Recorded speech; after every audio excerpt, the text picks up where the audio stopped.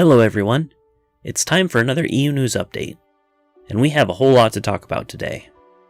For any merchandise that I mention in this video, there will be links in the description for you to buy or pre-order them. For anything you get off Amazon, be sure to go to smile.amazon.com to have a portion of what you spend, at no additional cost to you, go towards the Twin Suns Foundation, a charity dedicated to donating Star Wars books to schools and hospitals. Thank you. Speaking of which, the latest donation to the Children's Medical Center in Dallas and the Cook's Children's Medical Center took place in late October and early November. Volunteers from the North Texas squad of the STAR Garrison were there to hand out books to the kids. At the Children's Medical Hospital, the volunteers read books over the hospital's broadcast station and played games with the kids over the air. The kids that called in had a book and toy delivered to their room, and some even came to the broadcast station to say hello and pick up books themselves. At Cook Children's Medical Center, they played Guess Who over the hospital's television station, and kids again showed up to get books. In total, 104 Star Wars books were donated, with each hospital getting 52. Special thanks to both hospitals for hosting the events, the North Texas squad of the 501st Legion, and their volunteers who went to these events, and our wonderful donors. Without you all, none of this would be possible. And if you want to help contribute to this, then rest assured, Twin Suns will have many more donation events in the future. In sadder news, Richard Miller, an industrial light and magic sculptor who has worked on many famous films, including Star Wars, has passed away at the age of 80. On Instagram, his friend Fawn Davis wrote, "I am heartbroken to hear that my friend, colleague, and incredibly talented sculptor, Richard Miller, has passed away. I am grateful to have had the opportunity to work, laugh, and be grumpy at times with him. I really appreciate having this picture Marianne Heath sent me last Christmas. That's the smile I like to remember. I also miss Grant very much today. We would have gotten together to remember Richard. Hug your friends today." Richard's sculptures were used in many films, like Willow, Who Framed Roger Rabbit, Indiana Jones, Back to the Future, Rocketeer, Hook, Terminator, Pirates of the Caribbean, and many more. He is credited for creating the famous gold bikini worn by Princess Leia in Return of the Jedi. He even added leather to the interior when Carrie Fisher complained that it was uncomfortable to wear. Richard Miller was a talented artist who's worked on some of the most beloved movies of all time.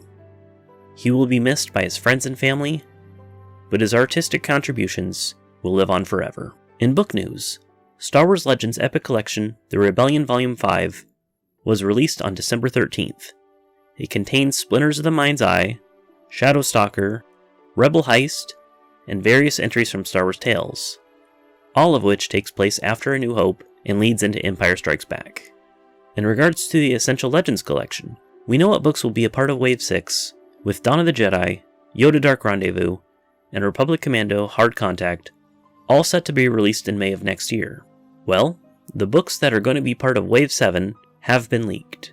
In August 2023, we will see reprintings of Fatal Alliance, Survivor's Quest, Outbound Flight, and Republic Commando 000.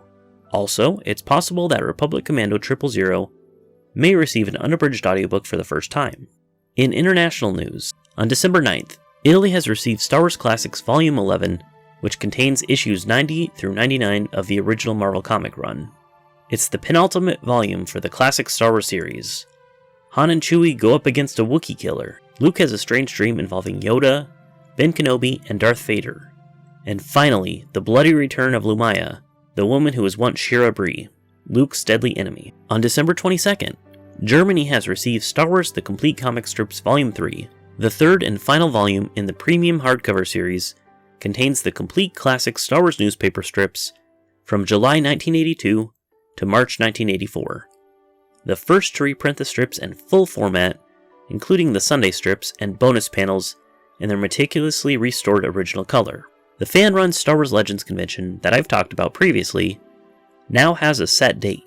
Legends Con is going to be September 9th and September 10th, 2023 at the Marriott Burbank Convention Center in Burbank, California. As more information keeps coming out regarding this convention, I will be sure to keep you all as informed as I possibly can. In action figure news, the Black Series figure of Scorch, the final member of Delta Squad, is set to be released on March 24th, 2023. he is now currently available for pre-order. And also, Boba Fett is going to get 2 new Target-exclusive 3.75-inch figures as part of the Vintage Collection. But the interesting thing about these is that they are both technically EU figures. One is inspired by Boba Fett's original Marvel comic design from the 70s and 80s, and the other is inspired by his comic design in the 90s, specifically in Cam Kennedy's signature style. Unfortunately, both of these figures were available for pre-order on Target's website, but both since have all sold out. Hopefully they can get shipments of more Boba Fett figures soon, so that you can pre-order these if you have not already. And we have a whole lot to report in terms of video game news. A leak of upcoming games for the PS4 and PS5 has revealed that the original Battlefront 2, specifically the PSP version, is going to be added to PlayStation Plus Premium. People have been wondering why they are adding the PSP version of all things, but I think that every version of this game deserves to be released to modern audiences. Thanks to a fan project called the Force Engine, Star Wars Dark Forces has received a full 4K overhaul. This mod comes with loads of modern improvements, like proper widescreen support, higher resolutions, full mouse look support, an aiming reticle, and a new save system. If you have Dark Forces on Steam or GOG, then you can download this engine if you'd like to try it out. And with SWTOR, there is another brand new Legends short story on their main website. It was only a month ago since the last one. This one's called Snare, and it is also about Shae Vizsla and ties into the new update for SWTOR, Showdown on Rannoch.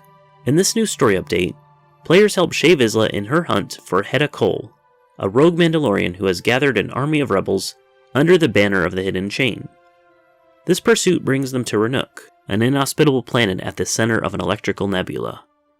Another real cool thing about this update is BioWare added real-life cosplayer Minox Den as a character to the final battle at the end of Rannoch's story. You can see him briefly in a cutscene, wearing his very own Mandalorian armor. A very cool way to be immortalized in the Star Wars continuity forever. And to celebrate SWTOR's 11th anniversary, Coruscant and Cost City apartments have been reduced to the very low price of 11 credits. And to maybe further extend SWTOR's longevity, SWTOR is now going to be experienced in 64-bit. For context, Star Wars The Old Republic was initially released in 32-bit on the game client in order to run on the widest variety of PCs available at the time. A decade later, 32-bit PCs are much less common. The last 32-bit PC processor was released in 2010. The first advantage of moving to 64-bit code is memory. With 64 bits, players can use more memory and aren't limited to 4 GB per process. This limit applies to the game client itself, and restricts things like how much content can be placed in each area. Hopefully this will help SWTOR move beyond its limitations, and the quality of the visuals and gameplay will only increase as we move into the future. And that's about it for the news, but I just wanted to take one last look back at 2022 before we head into the new year. Overall, in terms of releases, there wasn't anything particularly surprising or different. For instance, in 2021, we got these new Essential Legends collections. We got this new format of omnibus for the Star Wars Legends comics. And we got the Insider Fiction collections. 2022, by comparison, has been a fairly decent follow-up. Plenty of new Epic collections, Essential collections, omnibuses, and Black Series figures. As for some of the disappointments, 2 of the omnibuses, New Republic Volume 1 and Rebellion Volume 1, have been delayed until 2023. The brand new Old Republic expansion had a great cinematic trailer, but the actual release was plagued with bugs and glitches, and the campaign wasn't very long either. The Twin Suns Foundation and its supporters have continued to do what they do best, and knock it out of the park with big donation events. We've also had to say goodbye to many influential people that have worked on Star Wars. Big EU contributors like Dave Wolverton, Tom Veitch, Martha Veitch, Tom Palmer, and Greg Bear, as well as many people who have worked on the original Star Wars movies, like Colin Cantwell, John Cordy, and Richard Miller. I just hope that we don't lose as many people in 2023. But I also won't complain too much if more long-lost, forgotten Star Wars media like Lightsider find its way online. What were some of your favorite parts of this year? What are you looking forward to in 2023? Let me know in the comments below.